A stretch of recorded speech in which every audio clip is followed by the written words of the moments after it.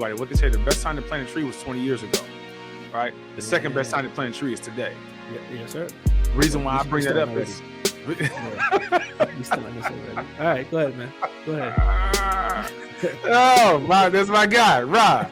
I bring that up because I don't want people to ever feel when they're watching us or listening to us and beat themselves up. Dang, I wish I would have been doing that. Dang, I wish I would have known that. The best time to plant a tree was 20 years ago. Yes, we all wish we would have done something a long time ago. Second best time is today. I say that because somebody may be hearing this. Don't let 20 more years go by and you don't do anything with the information you just heard. Let's go, let's go, let's grow, let's grow, let's get it. What's going on, everybody? It's so good to see y'all again. I'm Carlos V. Spencer. And it's your boy, Coach Rod. We're trying to change this narrative, Los. Yeah, one episode at a time. Yes, sir. Change the perspective on Black men through our authentic conversation, man. So again, I'm excited to be back here today. Always, man. Always excited to be with you and excited to talk to our listeners and to reach Black men in this community on Black Dad Unfiltered. You're going to hear us talk about things straight up. My boy Rod, like he said, I don't even own a filter. So we're going right to it. We're having great conversations. You know how we opened up this thing, man. How's fatherhood been since the last time we've had an episode, man? What's going on with you in fatherhood and Black fatherhood? Man, I'm prepared for this one, right? But before we get into that, man, I gotta tell you how you messing up my life right now. What I do? No. Don't act all innocent. So I'm having a conversation, and you know, a good friend of mine's like, "Yo, I listened to that one episode, and you better go to work, man. You ain't staying home."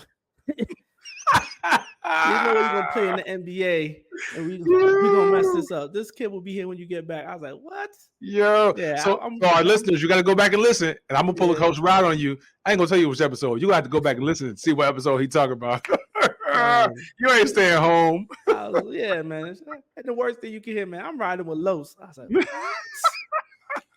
Okay. Yo, you know what the crazy thing too? You know how many people call me Los now who watch our show who never did before? They were like, Los. I'm like, no, you know how different people call you different names by different stages they know you in life. I'm like, you don't know me from that stage. It's so funny but people are comfortable with our conversation to the point where they feel that comfort, and they like, yo, Los, you know what I'm saying? So I love it. But man, I didn't mean to mess you up. I didn't mean to mess you up like that. No. But now to answer your question,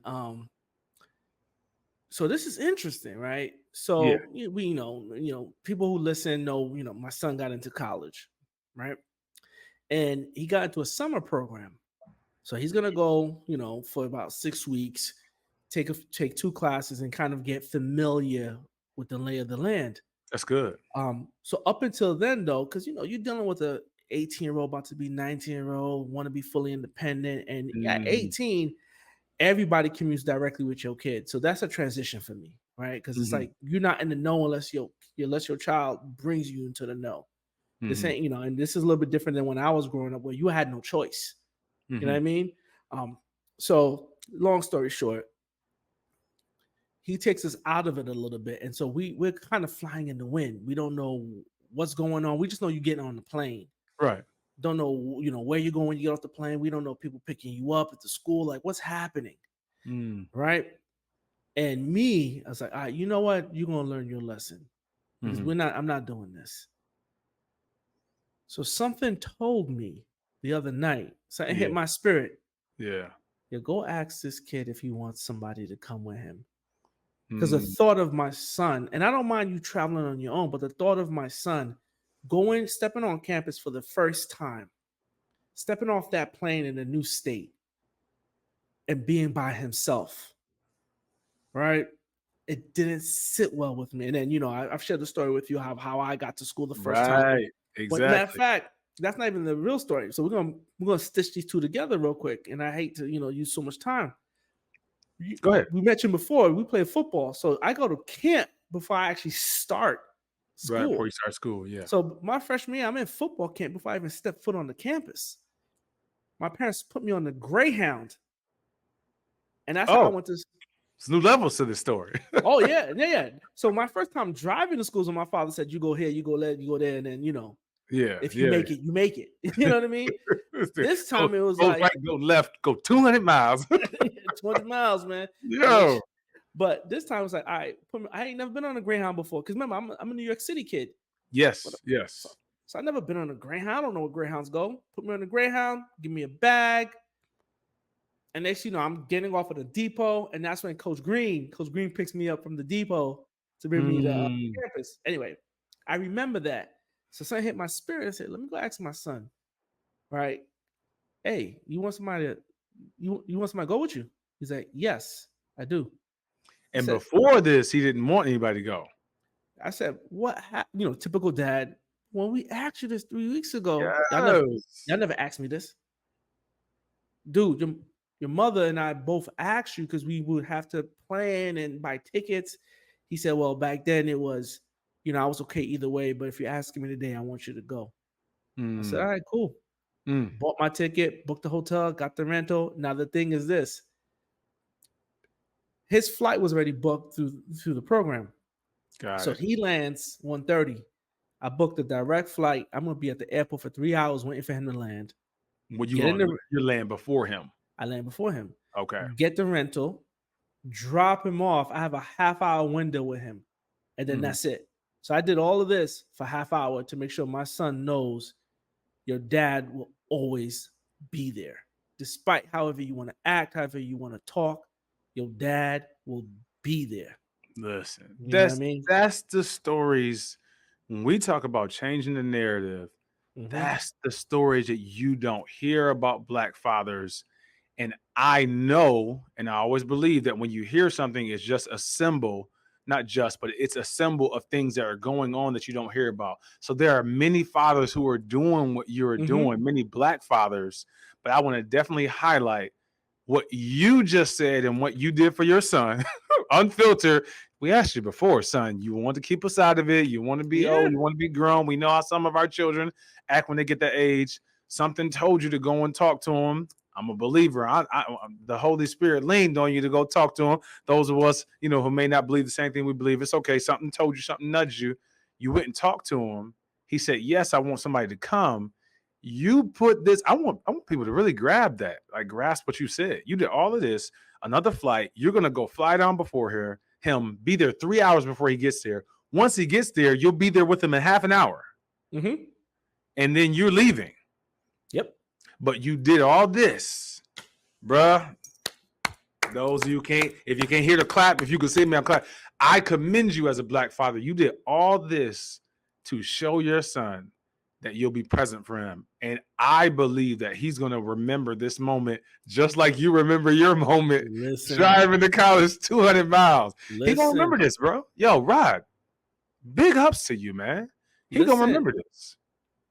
So I'll say this, right? Because it's not, I appreciate, and as a man, I accept, I accept your recognition and I appreciate the words. But it's because of the other men around me that you kind of understand, and the women around me, let's be very candid. I have an amazing tribe that you start understanding the nuances of, we talked about this parenting. Yeah. Right. And let's not say whatever spirit, it's the Holy Spirit. I'm a believer. Yeah. I'm a Christian. It is what we're called to do. Yes. You get what I'm saying? Being a father is a joy. It's a privilege. It's an honor. It is still a responsibility. Yeah. Right. And don't matter how you feel.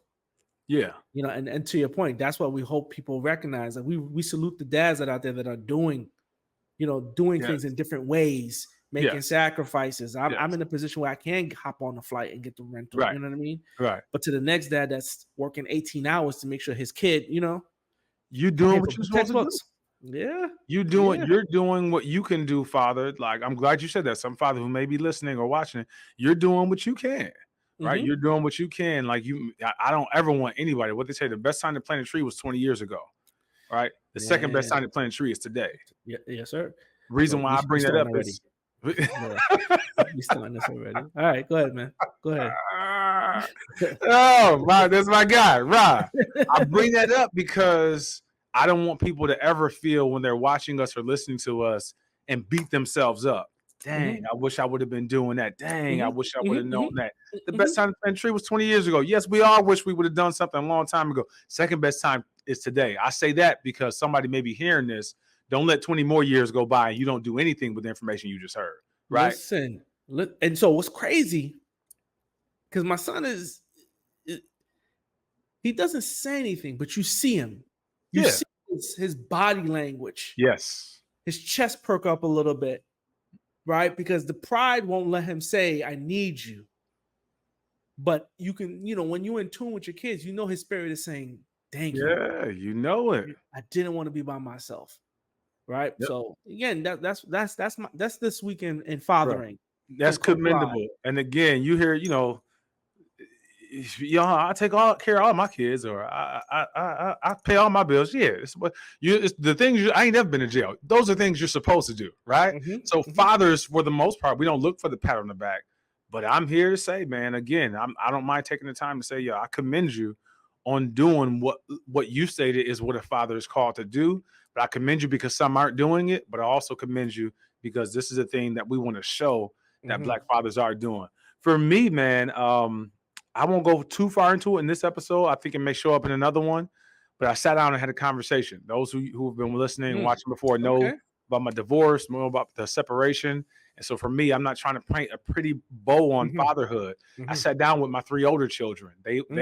We usually get together. I got together with them. And this time they said, hey, Dad, can the 3 of us just meet with you without the littles, is what we call the younger ones. Yeah, I said, sure. And that to me meant we want to talk about some stuff. Okay. Right. We want to talk about some stuff that we probably don't feel comfortable talking about with the 2 younger children, our younger siblings there. So we got together. We had an uncomfortable conversation. Right? We talked about a lot of the things within the divorce, within the separation. I won't go into the details of it for, of course not, the sake of my children, but in fatherhood, talking about what was going on, talking about what happened since last time we were here, I had a difficult conversation, but a necessary one. Yeah. And after that conversation, it seemed like there was a closeness that wasn't there before ever in our lives. So I'm grateful for it. So as a father, being on this show, talking about being unfiltered, talking about all the things that come with fatherhood, this was a difficult conversation to have with some things that I don't even say that we left fully agreeing or understanding all the things. But one thing that I strive to do with my children is tell them, yo, your dad is a person that is not perfect.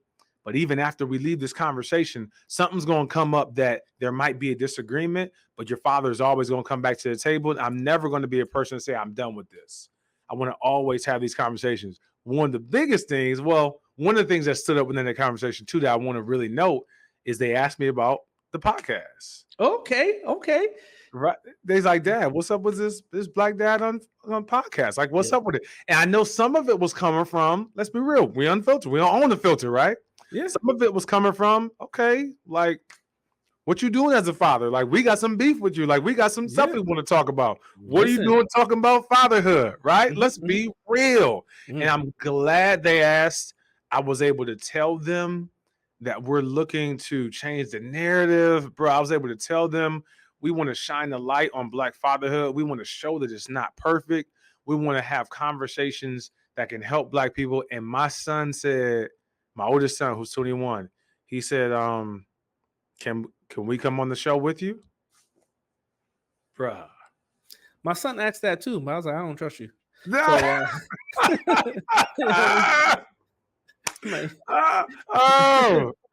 trust what you're going to say. I said, it caught me. It was a little left field. Like, I'm sharing this with our listeners, like real talk, real time in the conversation. I said, okay, son. I said, I'm gonna talk to my partner about that. I said, I would love to have you on the show. Yo, tell C, come on. I say C because I ain't trying to put his government out there. But that's my guy. So, okay. Man, from last time to this time, had that beautiful conversation, and then my son asked about the podcast, and he even asked to be on. And I said, yo, I think the listeners would love to hear from a Black son's perspective and the different things that you may have to add to the conversation. So, man, This week in fatherhood, or since the last time we talked, that's what was going on with me, man, which was some difficult things, but also some really good things. I am with it. One more piece of feedback before we move on. Yeah. going back to our very first episode where we talked about cultural identity, right? So I had a conversation with one of my professional colleagues, and she was like, "Yo, Rod, I played that first episode for some of my friends because people didn't realize when you're a Black or Caribbean but living in the United States, how that is different."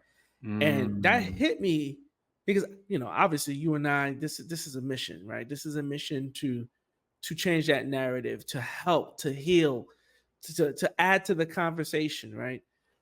But it was also edifying to hear that it's creating conversation even beyond men. Because, I've said it before and I'll keep saying it again, before you can be a Black father, you first had to have been a Black son. Yes. And then you had to have been a Black teenager, Black man, and then a Black partner. You know what I mean? So there's so many facets to who we are and different touch points that people affect us that, hopefully gives them understanding and appreciation for what a Black father actually is and what it entails. So yeah, I'm with you, man. Great question to start off. Yo, it's powerful. I love the way we're flowing already. Black Dad Unfiltered. Today, we're going to be talking about the balance of fatherhood, the balance of being a father. Like that is, it's a conversation I've had with a lot of fathers. That is something that a lot of fathers are looking to figure out, trying to balance. So I'm looking forward to this conversation, to this dialogue. I know we got a video to share, and I think that video and that conversation is really going to take us there. But we're gonna focus on the balance of being a father. This first clip, or the clip that we're going to actually show here, and that you are getting a chance to listen into, is from a play called "A Raisin in the Sun." I believe is the name of the play. Fences. I'm sorry, Fences. Yeah, I'm thinking of the movie. Son, man. Fences. Yes, Fences. There was a movie and there was also a stage play. This particular clip is from the stage play, and there's even a movie scene that shows and portrays this as well. Denzel Washington is playing this, and interestingly enough, I think we both had talked about this clip before. One of my brothers randomly sent this clip to me before, and when we send this clip, it's like we know what we're saying. We send the clip and it's like, bro, this thing of being a father, listen, it comes with some stuff. So we're gonna go ahead and play. I don't have to like you. No. Teaser. Yo, I don't have listen. Let's go ahead and cue this thing up. Let's take a listen in, and let's talk about the balance of being a father. Let's talk about some things that happen here in this clip as well. Can I ask you a question? The hell you got to ask me? Mr. Stawicki, the one you got the questions for. How come you ain't never liked me? Like you? Who the hell said I got to like you? What law is there say I got to like you? Want to stand up in my face and ask a damn fool-ass question like that? Talking about liking somebody. Come here when I'm talking to you. Straighten up, goddammit. I asked you a question. What law is there to say I got to like you? None. Well, all right then. Don't you eat every day?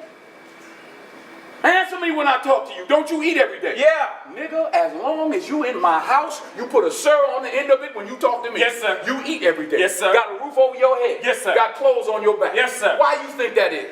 Because of you. Hell, I know it's because of me, but why you think that is? Because you like me. Like,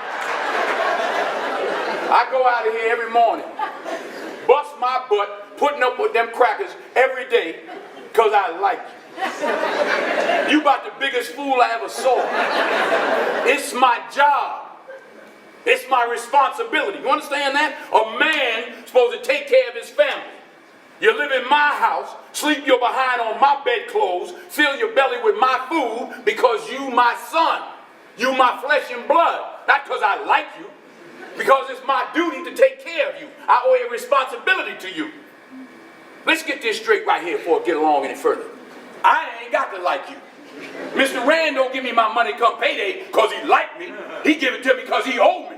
I don't give you everything I got to give you. I give you your life. Me and your mama worked that out between us, and liking your black ass wasn't part of the bargain. Now don't you try and go through life worried about whether somebody like you or not. You best be making sure they doing right by you. You understand what I'm saying? Yes, sir. Then get the hell out of my face and get on down there. All right, Los, we back. Listen, man. For one, if you ain't never seen that clip, listen. For two, if you've seen that clip, listen. Mm-hmm. Like you, I didn't give you my flesh and blood. Okay, so we talking about the balance of being a father. We talking about a black son coming to his black father and having a conversation with him and saying, "How come you ain't never liked me?" There's so much going on during this conversation, behind this conversation, leading to the conversation, after the conversation. But the son says, "How come you don't like me?" Which I have to believe from seeing it, and what I'm interpreting from that is that he's received some type of treatment from his father that makes him feel like you don't like me. Right? And his father is responding by saying, some of the points he's saying is like you. Like, one, like, what do you mean I don't like you? One, two, I ain't got to like you. Liking ain't ain't priority on my list. That's what I got out of that. And what I got out of that too is that what I got out of that is I'm not here to like you. It almost feels like I ain't your friend. I ain't here to be your friend. I'm your father. And the things that I do for you as a father, you wear my clothes, my bed clothes, you sleep on my bed sheets, you fill your belly with the food I put on you. And what the dad's been saying, I'm doing all this stuff. You ain't got to worry about, do I like you? I owe you a responsibility. Yeah. I'm taking care of you. Yeah. And by me taking care of you should show you that I love you. And sometimes loving you don't mean that I got to like you. It ain't gonna feel like I'm like, all right, go ahead, man, because I keep going on that. Listen, I didn't want you to stop, because up until you said that last piece, this shows you that I love you. I was on the fence with this scene. The scene is powerful. It speaks to the duality. Fences. Go ahead. Right? Ooh, look at me. I'm already dropping it. I'm gonna get a quote, and I'm gonna get a quote by the time the season's over, though. Trust me.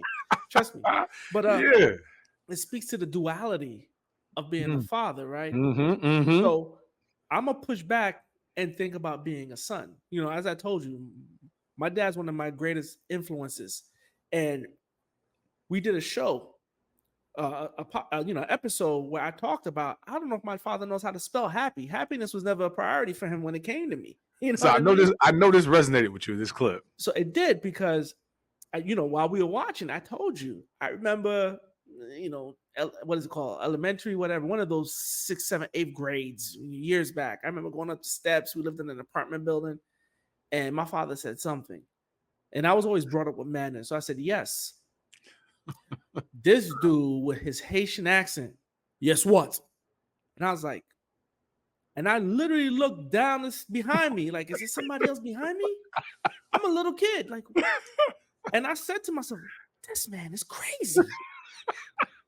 And I'm still looking. I'm like, yes? I'm thinking, did I say yes too loud? Like, I don't know what's going on here. Am I about to get disciplined for saying yes? Confused. Confused, Los. Confused. He said, yes, dad. And that's why I was like this. I ain't going to live too much longer. I'm not going to make it. Right? Now, funny enough, to this day, I say yes, dad. To this day, I say yes. I don't say yeah. Just like in the clip. Long as you talk to me, boy, you put a sir in. When I saw that, it triggered me, like, you know what I mean? But I say all this to say, I lived that life with a father that worked 12, 14-hour shifts. I lived a life with a dad whose priority was food on the table, bills are paid. I'm going to work my tail off so I can put my family in a house. Your happiness is not in my agenda. Kindness, that's a luxury you'll experience. As long as you do good, understand, you'll receive kindness. Yeah. And so, and so growing up, I didn't understand any of this, man. It really messed me up for a while, Not, but it was hard, getting into fights because there's a lot of rage you get, right? Because you do question, do these people even love me? Yeah. Now, fast forward, I can say these people loved me so much. I was too young to understand the pain, physical and mental, they put themselves through to be able to, to be to be my footstool, Yeah. to be that foundation that I can propel myself on. So when I watched this, I was like, yeah, I feel the same way. Listen, these sneakers you wearing, they're mine. These jeans you wear, son, they're mine. This food you eat is mine. This school you go to, that's my education that I'm loaning to you. But vice versa, you don't owe me for this. And at some point, you need to know, I do love you. I actually like you. So, so that's the duality of being a dad. But, what comes first? And I'm going to throw that question to you. What comes first? Yeah. So what comes first? Give me this, the specificities of that question. What do you mean? Man, listen, I see you watching Living Color last weekend. Okay, my brother Carlos. Excuse me, pardon me, Los. No, I mean, what comes first? Is it the like? I'm not going to say love. Okay. Right? Because love is dependent on who's looking at it, the perspective, right?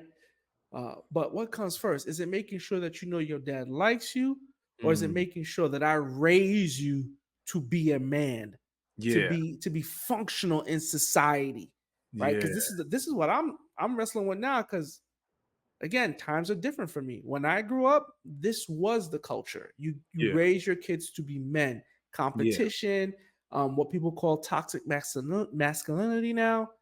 But nowadays, it's just like these kids are a little bit more, I don't want to say fragile, different.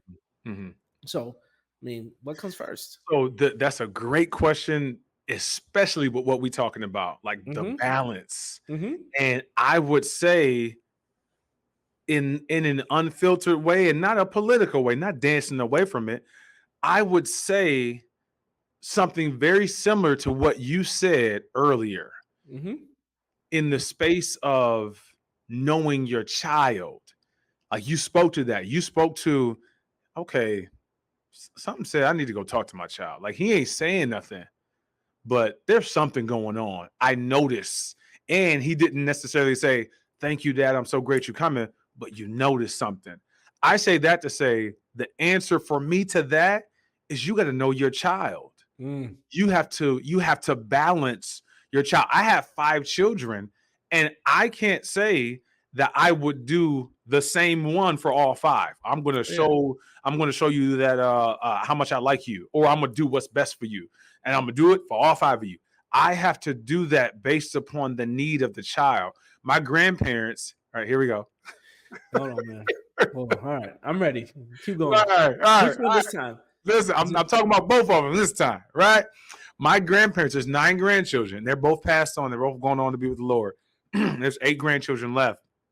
And if you were to ask any one of us who they loved the most, every one of us would tell you that they loved me the most. Like, not me being Carlos, but whoever you're asking, they're going to say they love me the most.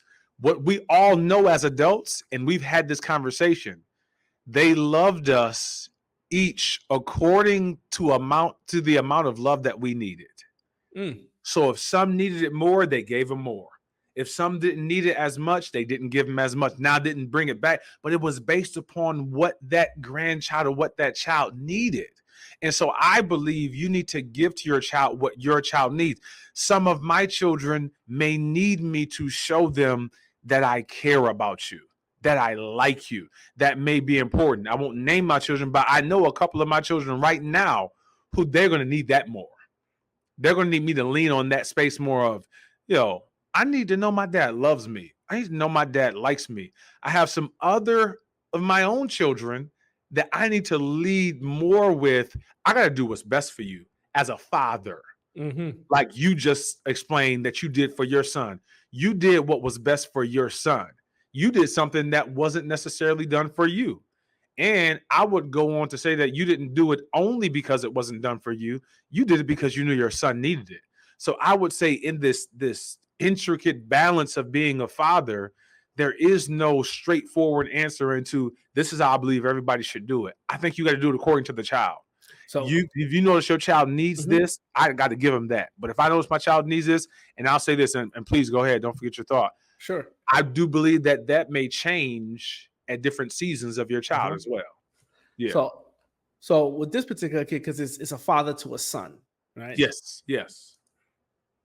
Because again, I'm dealing with my first son. Yeah. My first and only, and so I'm growing while he's growing. And that's very important for us, our listeners, to hear. Yeah, say that again. I'm growing while he's growing. Wow. Right? Wow. Every when he turns 19, it's gonna be my first time having a 19-year-old. When he turns 20, it's gonna be my first time having a 20-year-old. I gotta say something. When he gets married, it's gonna be my first time having a son that got married. So I'm gonna grow while he grows. So I'm in the phase now where I'm more Denzel in this clip. Like, funny enough, I sent him 6 texts today. You know, these Instagram posts where it talks about the person that loves you the most is going to tell you the things that you least want to hear. I am that guy. I'm that guy now. I got to call it out because I still need you at the end of the day to be a man. You dropping stuff, you're going to make me pull out stuff on my bag now. See what you're doing? You don't pay attention to it when you do it. You know what I'm saying? That's all right. It's like breathing to me. So I don't know.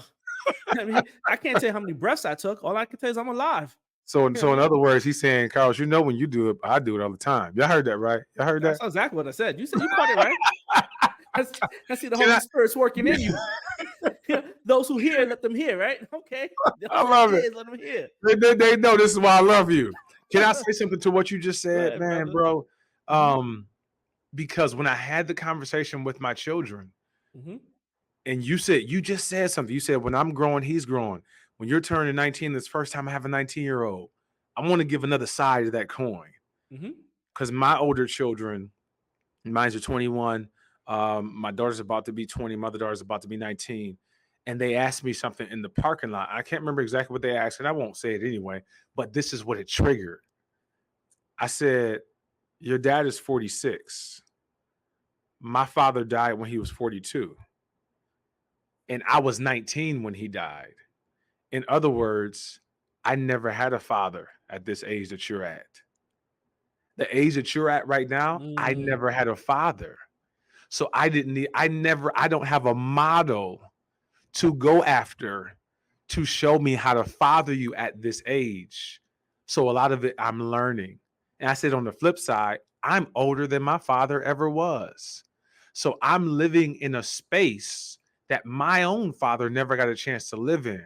And I said to my children, this doesn't excuse anything, and it doesn't make an excuse for anything, but your father is learning a lot on the job because this is all new territory to me. Right. And so when you're learning on the job, this is why the clip did resonate with me. I have to establish what the priorities are. Right. And so this is why I sit there and say, you don't have to talk to me. You don't got to play games with me. Right. You will respect me. Not because I'm your father, is you're going to learn how to give respect when respect is due. Right. But it does not absolve me of my responsibilities, which are to still provide for you until you're able to provide for yourself, and still to prepare you for your transition from me to your own adulthood. And for that, it's going to be some tough love. I'm going to wrap it around with love. Love is not, taken away from the equation, right? I didn't say it's going to be some tough teaching. It's going to be some tough love. Yeah. That's what I said today. I'm just sending, and I realized I'm just going to keep doing this. I'm going to keep sending you clips from people that you idolize outside of the home, where they talk about the tough love and the discipline and the work ethic. You're sending these clips to your son. Oh, absolutely. So you're sending clips to your son of people that he respects, people that he likes. And you're sending them. Okay, I want to be clear because I thought that's what you're saying. I want to make sure I'm clear and we understand that's what you're saying. You're sending your son clips. Yeah. Ray Allen talking. Yeah. Cristiano Ronaldo. and I do believe I'm my son's silent hero. Oh, I believe that. I Right. believe that whether he knows it consciously now or not, I believe that. And I believe either he knows it now or it's going to be a day he's going to be like, yo, but that is dope. Like, it's going to be a day. Absolutely. Yeah. So, Yeah. but I'm letting him know love does not mean it doesn't come with rebuke. Right. Right. It definitely comes with, yeah. It doesn't mean it doesn't come with some harsh words. It doesn't mean that it doesn't come with you hearing no. It doesn't mean it doesn't come without discipline. So to that point, I don't have to like you, and I don't got to play a dance with your emotions either. Yo, sometimes straight up, and I've given this example, and it's a real example. I remember when my children were younger, my older ones, they were really young. And I remember it probably was my oldest son, might have been one of my sons. I know it was one of my sons. I remember he was fascinated by the stove. Like, he wanted to touch it, like while it was hot. Right? He wanted to touch it. Always wanted to. It's cooking. He wanted to come closer. Want to touch it. Want to touch it. And I'm like, no, you can't touch it. And he upset. He crying. He throwing a child's fit. Right? And I give this example, like what you're saying, as a father, standing in tough love, doing what's right for you. If I let him touch this oven to learn the lesson, is that me being a good father? Right? Let you burn yourself to learn that the stove is hot. No, I'm not going to let you do something that I know is going to hurt you, and you think that I'm trying to keep something away from you that might be fun to you. That in that moment as a child, you're viewing me as a father as, oh, you don't want me to do this. Oh, I want to have whatever's coming in your mind. That is always a vivid example to me as in fatherhood, in doing what's best for you because I love you, and doing it at a time and a space where you may not agree with what I'm doing or you don't understand what I'm doing, but I know this is best for you. So there are other things in life, I believe, that we see with our children that, you just don't understand. I know I'm seeing it now with my older ones. It's just some stuff you just don't understand. And as your father, I just can't let you walk off. Some lessons you got to learn, just like you said earlier. But some, like you said, some of them, this is not one that you need to fall off the cliff. Yeah. Like, this ain't one. This ain't gonna be that one, right? This ain't gonna be that one.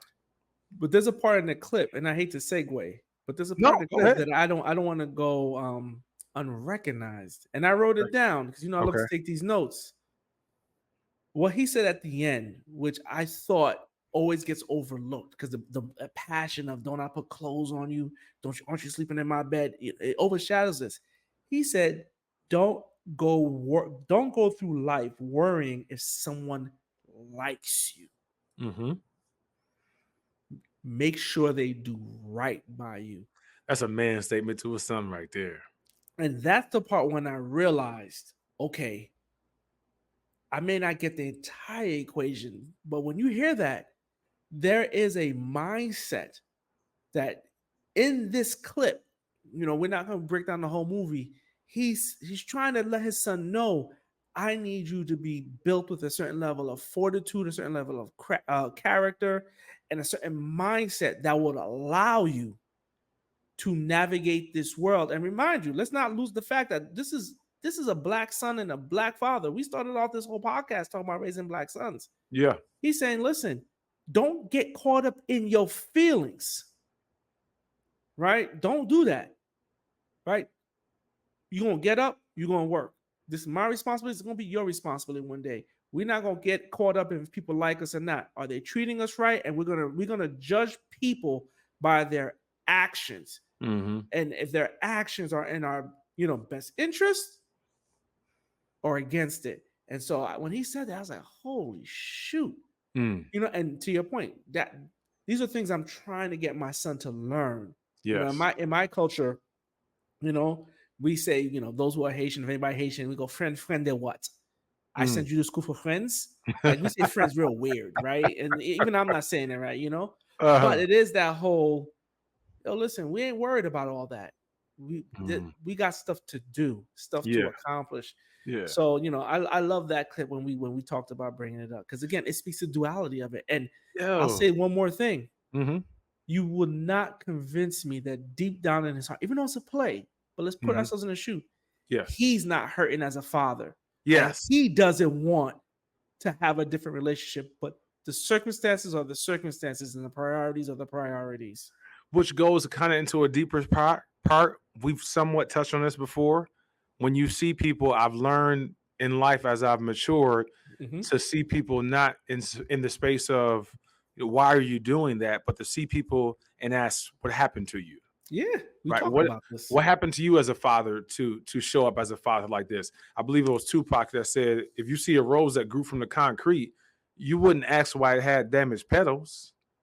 You wouldn't say, and he ends the poem by saying, don't ask me why, ask me how.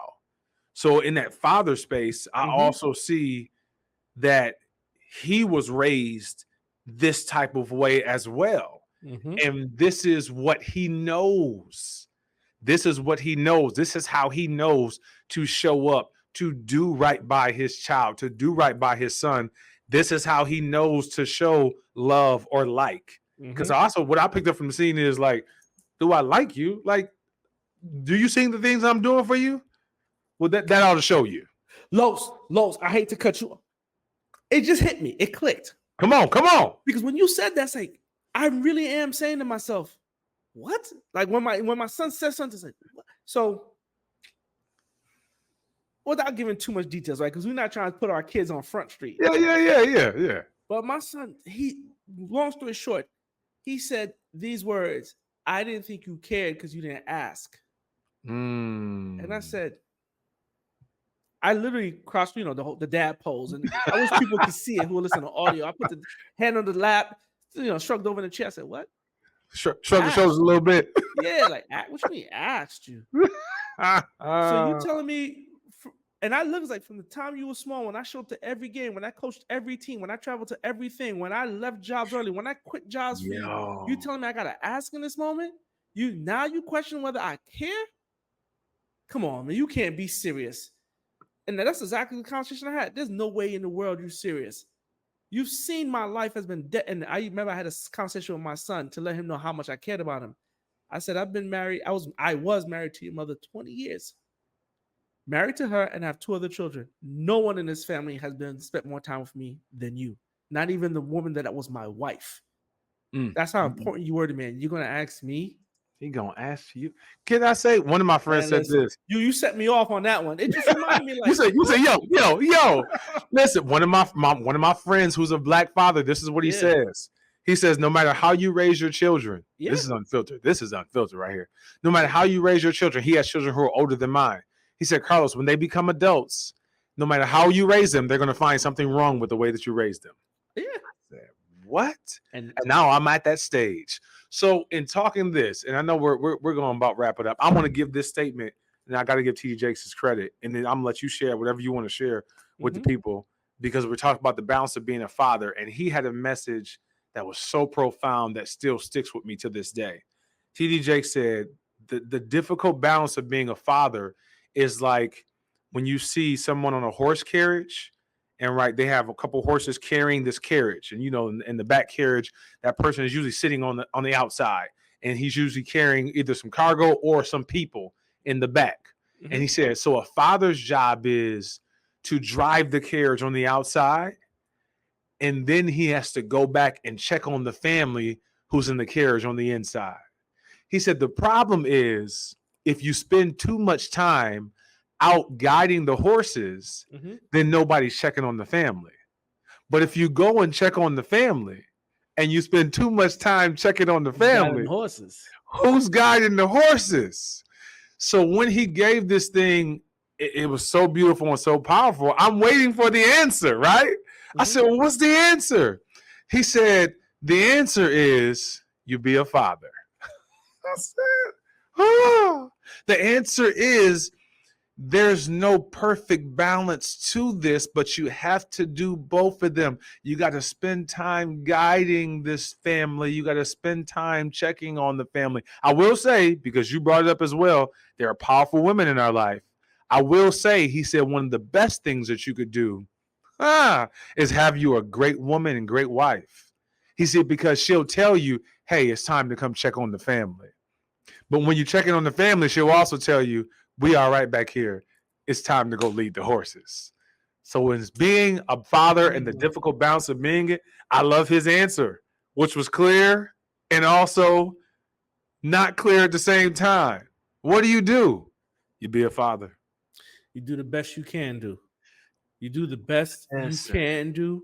And one thing that I say, as you know, we're getting to wrap this up, I sleep comfortably at night because I know every day I've given everything I can as a father. I've accepted what I've done wrong, and I give praise to others for what I may do right. But I can sleep at night now, right? Because to that clip, I ain't caught up in how you feel about me. I'm caught up in, am I doing right by you? Right? And that's me, Los. Yeah, that's Coach Rod talk right there. That's Coach Rod talk right there. That's deep. That's as Coach Rod said, that's breathing.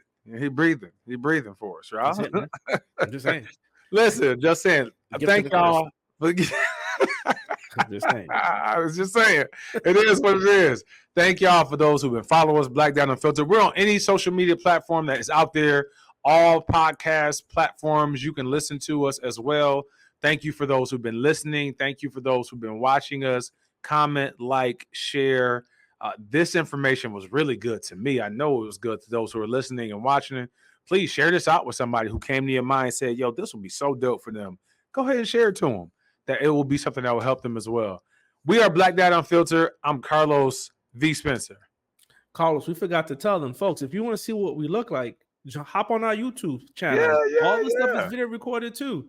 But with that being said, that's Carlos V. Spencer. Yes, sir. I'm Coach Rod. What we're going to do? Let's go. Let's grow. Let's get it. All right, y'all. Be blessed. Let's go. Let's go. Let's grow. Let's grow. Let's get it. Let's get it. Let's get it. Let's